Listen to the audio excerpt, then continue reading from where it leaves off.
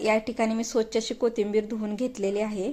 तर त्यासाठी लागणार आपण आता साहित्य बघू। इथे घेतलेलं आहे मी डाळीचं पीठ, हिरवी मिरची, लसूण आणि जिरे, मीठ, हळद। तर आता हिरवी मिरची आणि लसूण हे आपण मिक्सरला बारीक करून घेऊया। तर बघा या ठिकाणी कोथिंबीर मध्ये मी हे डाळीचे पीठ टाकत आहे।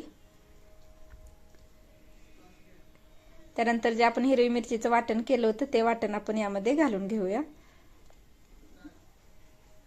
मीठ आणि हळद।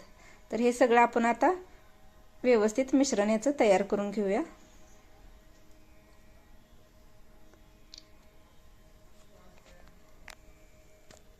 तर बघा ते आता पीठ आपण एकदम व्यवस्थित असं मळायचं आहे। पाणी अजिबात घालायचं नाही, कारण कोथिंबीरला ऑलरेडी पाणी सुटलेलं असतं, त्यामुळे पाणी अजिबात वापरायचं नाही, नाहीतर खूप असं पीठ ते पातळ होऊन जातं। तर बघा या ठिकाणी असे रोल करून आपण एका चाळणीमध्ये ठेवणार आहे।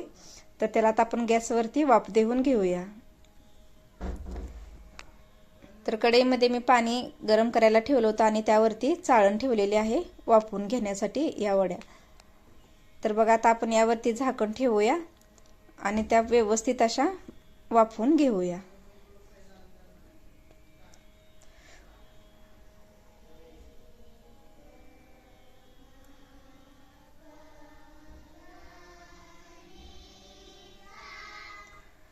तर बघा आता चला आपण वाफलेत का वड्या आपल्या व्यवस्थित बघूया। तर व्यवस्थित अशा आपल्या ह्या वड्या वाफलेल्या आहेत। तर चाकू घालून आपण व्यवस्थित आपल्या वड्या वाफलेल्या आहेत का ते बघायच्या आहेत। तर बघा व्यवस्थित आपल्या वड्या वाफून तयार झालेल्या आहेत। तर आता आपण याच्या वड्या कट करून घेऊयात। तर बघा या प्रकारे मी अशा वड्या याच्या कट करून घेतलेल्या आहेत। खूप छान अशा वड्या पडलेल्या आहेत आपल्या। तर आपण याला आता तळून घेणार आहे। तर बघा खूप छान अशा आकाराच्या आपण ह्या वड्या आता कट करून घेतलेल्या आहेत। तर आपण आता याला तेलामध्ये तळून घेऊया।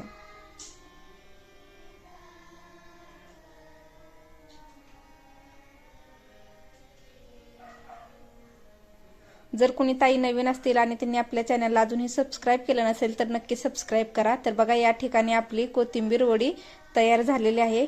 खूप छान टेस्टी लागते या पद्धतीने बनवल्यानंतर। नक्की एकदा तुम्ही ट्राय करा।